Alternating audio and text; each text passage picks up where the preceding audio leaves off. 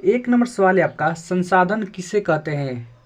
Board model का सवाल है, एग्जाम में सवाल पूछ सकता है, अति लघु में या लघु में सवाल पूछ सकता है, तो आप लोग इसे पढ़ कर ही जाना घर से।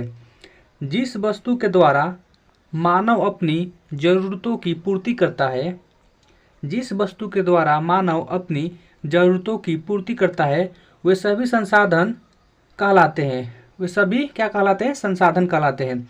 संसाधन भौतिक एवं जैविक दोनों हो सकते हैं। भूमि, मृदा, जल, खनिज जैसे भौतिक संसाधन मानवीय आकांक्षाओं की पूर्ति संसाधन बन जाते हैं। तो ये सवाल आपका क्लियर हो चुका है। अगला सवाल देखते हैं। 2 नंबर सवाल है आपका, प्रथम पृथ्वी सम्मेलन कब और कहाँ तथा क्यों किया गया था। ये भी आपका बोर्ड मॉडल का सवाल है, लघु उत्तरीय में सवाल पूछ सकता है 3 नंबर में, तो आपको इसे याद कर लेना है या घर से पढ़ कर जाना है। प्रथम पृथ्वी सम्मेलन ब्राजील के शहर रियो डी जेनेरो शहर में 14 जून से सन 1992 को आयोजित किया गया था, जिसमें 172 देशों के प्रतिनिधियों ने भाग लिए थे। इस सम्मेलन का मुख्य उद्देश्य संसाधन संरक्षण था तथा संसार को ग्लोबल वार्मिंग से बचाना, गरीबी मिटाना, भयंकर बीमारियों से निजात पाना तथा अत्यधिक कार्बन मोनोऑक्साइड का उत्सर्जन करने वाले देश से आग्रह किया गया था कि इस पर एक उत्सर्जन कम करे। ये भी सवाल आपका क्लियर हो चुका है। अगला सवाल देखते हैं। 3 नंबर सवाल है, मृदा क्या है। मृदा क्या है, ये भी आपका बोर्ड मॉडल का सवाल है, 2 नंबर या 3 नंबर में पूछ सकता है। धरती का सबसे ऊपरी परत जहाँ पेड़ पौधे उड़ते हैं, मनुष्य खेती करता है, मृदा कहलाते हैं। जब बहुत दिनों के बाद पत्थर छोटे छोटे कणों में टूटते हैं, सड़ते हैं, तो मृदा का निर्माण होता है। ये भी सवाल आपका क्लियर हो चुका है। अगला प्रश्न देखते हैं 4 नंबर, मृदा कितने प्रकार के होते हैं। मृदा कितने प्रकार के होते हैं लिखे। तो मृदा मुख्यतः 6 प्रकार के होते हैं। जलोढ़ मृदा, काली मृदा, लाल मृदा तथा पीली मृदा, लेटराइट मृदा और मरुस्थलीय मृदा। एक होता है पर्वतीय मृदा। 5 नंबर सवाल है आपका, फसल चक्र किसे कहते हैं। ये भी आपका बोर्ड मॉडल का सवाल एग्जाम में पूछ सकता है 3 नंबर में, अति लघु में पूछेगा। किसानों के द्वारा खेतों में बदल बदल कर फसल की बुआई की जाती है, जिससे मिट्टी की उपजाऊ शक्ति बना रहता है। इसी विधि को फसल चक्र विधि कहा जाता है। अगला सवाल देखते हैं 6 नंबर, जलोढ़ मिट्टी के विस्तार वाले राज्यों के नाम बतावे। ये भी आपका बोर्ड मॉडल का सवाल है, 3 नंबर में सवाल पूछ सकता है। जलोढ़ मिट्टी के विस्तार वाले राज्यों के नाम बतावे। जलोढ़ मिट्टी मुख्य रूप से बिहार, आंध्र प्रदेश, पश्चिम बंगाल, उत्तराखंड, पंजाब, हरियाणा राज्यों में मिलता है। इस मिट्टी से मुख्य रूप से चावल, जूट, तंबाकू, गेहूं इत्यादि फसलें होती है। 7 नंबर सवाल है, बहुउद्देशीय नदी घाटी परियोजना किसे कहते हैं। ये भी आपका बोर्ड मॉडल का सवाल है, लघु उत्तरीय में सवाल पूछ सकता है, आपको इसे घर से पढ़ कर जाना है। भारत में नदियों के जगह जगह पर विभिन्न उद्देश्यों की पूर्ति के लिए बांध बनाए गए हैं। इन परियोजनाओं से बाढ़ तथा सुखाड़ का नियंत्रण होता है, वर्षा जल मत्स्य पालन होता है, बिजली उत्पादन की जाती है। अर्थात ऐसी परियोजनाएं जिससे एक से अधिक देशों की पूर्ति होता है, उसे ही हम लोग बहुउद्देशीय नदी घाटी परियोजना कहते हैं। ये भी सवाल आपका क्लियर हो चुका है। अगला सवाल देखते हैं 8 नंबर, नर्मदा बचाओ आंदोलन के बारे में संक्षिप्त विवरण करें। ये भी आपका लघु उत्तरीय में सवाल पूछेगा, आपको इसे भी घर से पढ़कर जाना है। नर्मदा बचाओ आंदोलन के प्रमुख नेता मेघा पाटेकर थे। यह आंदोलन गुजरात राज्य में नर्मदा नदी को बचाने हेतु चलाया गया था।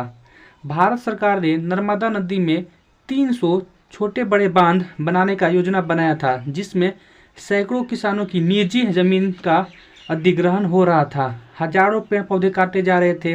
किसानों को जमीन के बदले उचित मुआवजा नहीं मिल रहा था, जिसके कारण और नर्मदा बचाओ आंदोलन चलाया गया। ये भी सवाल आपका क्लियर हो चुका है। अगला सवाल देखते हैं 9 नंबर सवाल है, चिपको आंदोलन के बारे में संक्षिप्त टिप्पणी दे। ये आपका बोर्ड मॉडल का सवाल है, हर बार एग्जाम में सवाल पूछता है। 3 नंबर या 5 नंबर में सवाल पूछेगा, ये आपको याद कर लेना है। पेड़ पौधों के संरक्षण हेतु सुंदरलाल बहुगुणा के द्वारा उत्तर प्रदेश में सन 1972 ईस्वी में आंदोलन चलाया गया था, जिससे चिपको आंदोलन के नाम से जाना जाता है।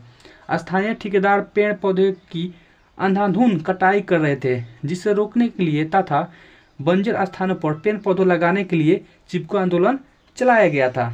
ये भी सवाल आपका क्लियर हो चुका। अगला प्रश्न देखते हैं। 10 नंबर सवाल है, मैंगनीज की उपयोगिता को लिखे। मैंगनीज की उपयोगिता को लिखे। मैंगनीज का उपयोग शुष्क सेल के बैटरी बनाने में, फोटोग्राफी में तथा माचिस एवं चमड़ा उद्योग में उपयोग किया जाता है। इसके अलावा इसका उपयोग पेंट बनाने में तथा कीटनाशक दवाओं बनाने में प्रयोग किया जाता है। ये हो गया मैंगनीज का भिन्न भिन्न उपयोग। आपको इसे भी घर से पढ़ कर जाना है, अति लघु में ये सवाल पूछ सकता है। 11 नंबर सवाल है, इटली एवं जर्मनी के एकीकरण में ऑस्ट्रिया की क्या भूमिका थी। ये आपका बोर्ड मॉडल का सवाल है, लघु तरीके में सवाल पूछेगा, आपको इसे पढ़ कर जाना है। इटली तथा जर्मनी के एकीकरण में सबसे बड़ा बाधक ऑस्ट्रिया देश बन रहा था। यह दोनों देशों के आंतरिक मामलों में हस्तक्षेप किया करता था तथा राष्ट्रव्यापी आंदोलन को कुचलने में जनता को सहयोग करता था। अतः जर्मनी तथा इटली के एकीकरण में सबसे बड़ा बाधा के रूप में ऑस्ट्रिया का योगदान था। ये भी सवाल आपका क्लियर हो चुका है। 12 नंबर सवाल है आपका, कार्बोनरी क्या था। ये भी आपका बोर्ड मॉडल का सवाल है, अति लघु में पूछ सकता है। कार्बोनरी एक गुप्त दल था। कार्बोनरी एक गुप्त दल था जो राष्ट्रवादियों के द्वारा इटली में गठन किया गया था। इसका मुख्य उद्देश्य छापे मार के द्वारा राजतंत्र को नष्ट कर गणतंत्र का स्थापना करना था, जो सिर्फ मेजनी इस दल के प्रमुख नेता थे। ये भी सवाल आपका क्लियर हो चुका है। अगला सवाल देखते हैं, मेटरनिक युग क्या था। ये भी आपका बोर्ड मॉडल का सवाल है, अति लघु में या लघु तरीके में सवाल पूछेगा, आपको इसे पढ़ कर जाना है। बोर्ड मॉडल का सवाल है, मेटरनिक युग क्या था। ऑस्ट्रिया के चांसलर मेटरनिक 1815 से 1848 ईस्वी तक के काल को मेटरनिक युग कहा जाता है। ऑस्ट्रिया में लंबे समय तक मेटरनिक का शासनकाल रहा, जिसने नेपोलियन के द्वारा स्थापित पुरातन व्यवस्था को समाप्त किया तथा ऑस्ट्रिया में गणतंत्र का स्थापना कराया, जिसे मेटरनिक युग के नाम से जाना जाता है। ये हो गया लघुतरीय सवाल। अगर अति लघु में सवाल पूछे तो आपको छोटा करके लिखना है कि मेटरनिक ऑस्ट्रिया का चांसलर था, इसके शासनकाल को ही मेटरनिक युग कहा जाता है। छोटा ये हो गया, तो सवाल आपका क्लियर हो चुका है।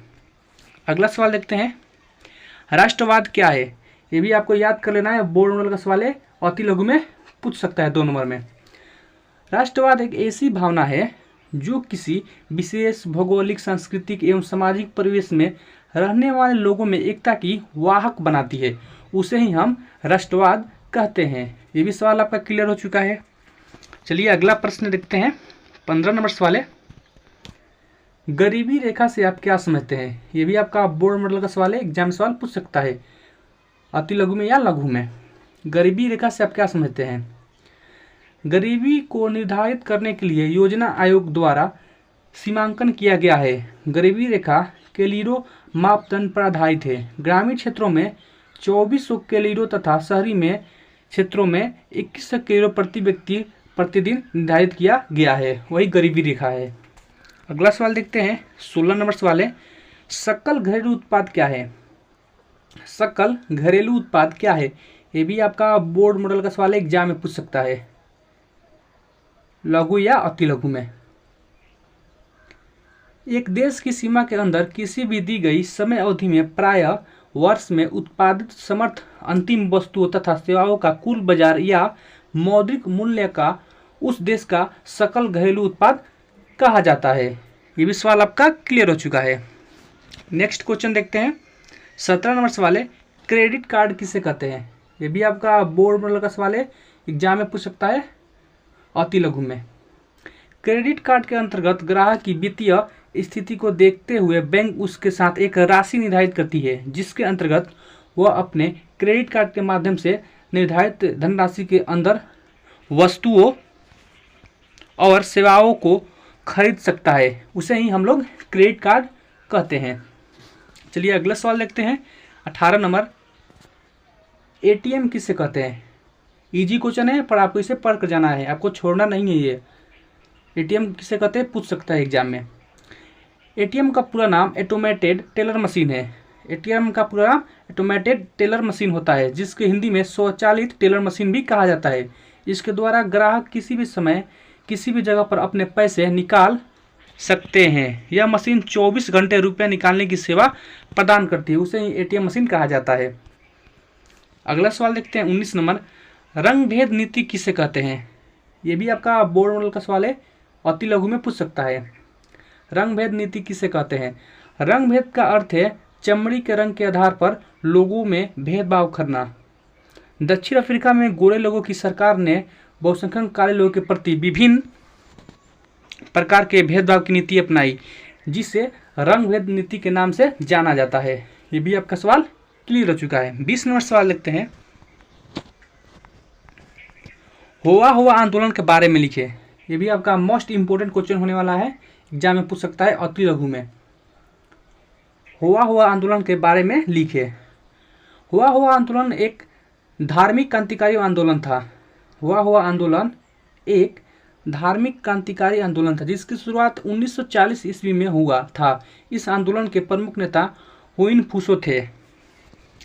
क्रांतिकारी उग्रवादी घटना का अंजाम देते हुए लोग आत्महत्या कर लेते थे, वही हुआ आंदोलन है। ये भी सवाल आपका क्लियर हो चुका है। अगर आप चैनल पर पहली बार आए, चैनल को सब्सक्राइब कर लें, वीडियो को लाइक करें, शेयर करें। मिलते हैं एक और नए वीडियो के साथ, तब तक के लिए जय हिंद, वंदे मातरम।